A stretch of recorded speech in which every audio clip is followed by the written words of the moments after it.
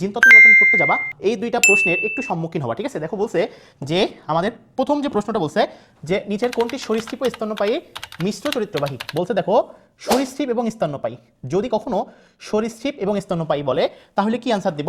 আর নিচের যে কোশ্চেনটা বলছে 2 নম্বর প্রশ্ন বলছে দেখো কোনটি সরীসৃপ ও পাখির মিশ্র চরিত্রবাহী। তাহলে দেখো একটা বলতেছে যে আমাদের একটা কি বলতেছে বলতো, একটা বলতেছে হচ্ছে আমাদের সরীসৃপ স্তন্যপায়ী, একটা বলছে সরীসৃপ পাখি। ক্লিয়ার। দেখো প্রশ্ন কিন্তু দুই রকম এবং অপশান কিন্তু সেম, একটু মাথায় রাখবা, খুবই গুরুত্বপূর্ণ প্রশ্ন। এই কনফিউজিংটা তোমাকে ক্লিয়ার করতে হবে। বলছে দেখো নিচের কোনটি সরীসৃপ স্তন্যপায়ী। আমরা প্রাণী বিভিন্ন শ্রেণীবিন্যাস এখানে একটা শব্দ পড়ছিলাম না যে স্তন্যপায়ী, ওইখানে একটা আমাদের ব্যতিক্রম উদাহরণ ছিল না, কি উদাহরণ বলতো, যে আমাদের প্লাটিপাস, তাই না? আমাদের কি ছিল? প্লাটিপাস। তাহলে দেখো আমাদের কি ছিল? প্লাটিপাস, ঠিক আছে। এই যে প্লাটিপাসটা আমরা পড়ছিলাম, এটা একটা ব্যতিক্রম, তাই না? এটা হচ্ছে কেমন ব্যতিক্রম? আমাদের ডিম প্রসবী স্তন্যপায়ী, তাই না? এবার দেখো বলছে সরীসৃপ স্তন্যপায়ী। তাহলে একটা জিনিস মাথায় রাখবা, স্তন্যপায়ী হলে অ্যান্সার কি হবে, আর পাখি থাকলে অ্যান্সার কি হবে, ঠিক আছে। তাহলে অবশ্যই স্তন্যপায়ী যদি প্লাটিপাস থাকে তাহলে অপশনের দিকে তাকাবা না, দেখবা দেখো স্তন্যপায়ী কোনটা আছে, এখানে আমাদের প্লাটিপাস। ক্লিয়ার। এবার সেম প্রশ্ন টাইপের বাট একটু ভিন্ন, বলছে দেখো নিচের কোনটি সরীসৃপ পাখি।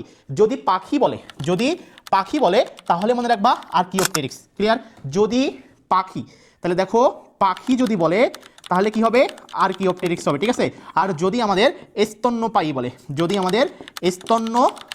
বলে, তাহলে হবে কি বলতো? প্লাটিপাস। একটু ক্লিয়ার করে এই জায়গাটা পড়বা, ঠিক আছে। তাহলে দেখো সরীসৃপ সাথে যদি স্তন্যপায়ী থাকে তাহলে প্লাটিপাস, কারণ প্লাটিপাসটা একটা স্তন্যপায়ী প্রাণী, আর যদি পাখি থাকে তাহলে কি হবে? আর্কিওপটেরিক্স। এই প্রশ্নটার জন্য ভুল না হয়।